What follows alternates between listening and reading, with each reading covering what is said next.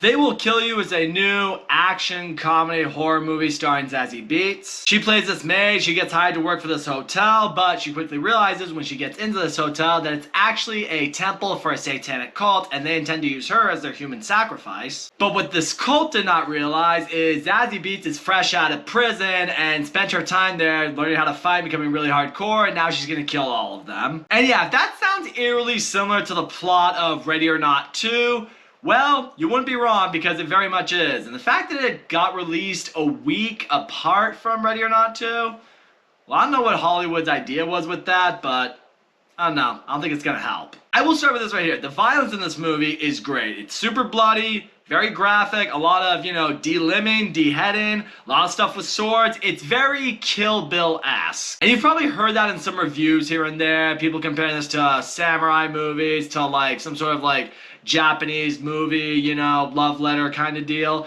It very much feels like that. And the violence is absolutely the biggest selling point this movie has going for. When fights go down, when people get killed, when people get, shit cut off in a very graphic way, it's satisfying. I also really like the setting of a hotel. It made everything seem a little more claustrophobic, makes the characters and the heroes feel a little more trapped. It's like you gotta kind of fight your way out of this to get out of it. I don't like when horror movies have a whole lot of, setting to work with. I prefer when it's condensed and it's focused, and this movie was that. As far as Zazie Beetz goes in this movie, I mean, she's fine, I've seen her be better in some movies, but it's not like she's terrible either. She delivers some lines that are kind of funny, but it's not like this is a performance to write home about either. I'm not walking out of this movie feeling like she was the strength of it. Again, it's kind of the opposite of Ready or Not 2, where I felt Samara Weaving was the strength of that. She's not really. And yes, I will be comparing this movie to Ready or Not 2 a lot because, well, that movie's still relatively fresh in my head, and, well, it's kind of hard not to compare. I'm only human. This movie also suffered the issue of having the devil worshippers in this one not really be super memorable. However, in the case of Ready or Not 2, they at least had a lore established behind them. You understood kind of why they do what they do to a degree, so they had a little bit more meaning, I would say. Granted, Ready or Not 2 being a sequel kind of already established that, so it has that going for it. This movie does not. In this case, I guess I would have appreciated understanding more of the lore, and really, the characters in this just aren't all that memorable. They're more cheesy. They're more kind of over the top. To the point where I know the movie's trying to be funny and trying not to take itself too seriously, which I can appreciate. But again, they're just not the type of characters that I can, appreciate from a villain perspective. Also, I gotta say this. The satanic cult in this movie. So, there's the whole deal with the devil thing that works in a lot of movies that take this sort of route. The route they take with this one, basically, and I won't spoil this, but what the characters get for, sacrificing people, it didn't really work as much for me. I buy more into the, we do this for fame and fortune kind of deal, because that just seems more, logical, more something I could get more on board with if you were to make a deal with the devil. This one, they get this, and, well, what they get, I should say, rather.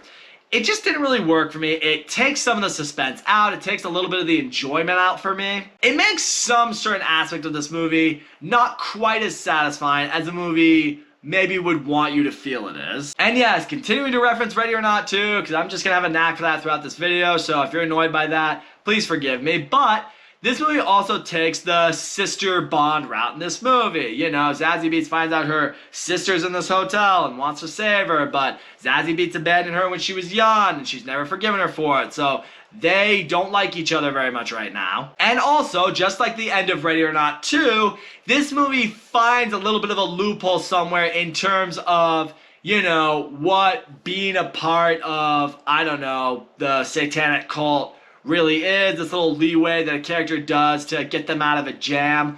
Yeah, that's once again here too, and just like in Ready or Not 2, I wasn't a big fan of it here. And that's just really what it is, guys. The fact that we got the exact same movie in back-to-back weeks, everything just feels redundant. None of it feels super fresh or original. I mean, even No Strings Attached and Friends with Benefits had some time in between each other. Remember those movies from like 2009?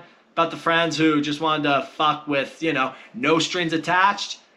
Yeah, well, they give you more time between those than these movies did. So all in all, They Will Kill You. It has things going for it, and has things going against it as well. The action, the violence, the blood, that's all really good time. It reminded me of Kill Bill, and y'all know I love me some Kill Bill. I can appreciate the setting. I thought Zazie Beetz was fine, nothing to write home about, but certainly not a weak link in the movie either. The Devil Cult in this one was a lot more cartoonish than it's been in other movies like this, and not really in a good way, more in just kind of the forgettable way, kind of the too silly way. I don't like the rules or the abilities that this cult has for what they get out of this whole deal with the devil. It just didn't really work as much for me. The sisterly bond or the sisterly relationship, whatever you want to call it, didn't really feel like it progressed in a way the movie wanted me to get on board with. And in the end, the million-dollar question I'm sure you're all going to wonder is, which movie is better? Ready or Not 2, Here I Come, or They Will Kill You?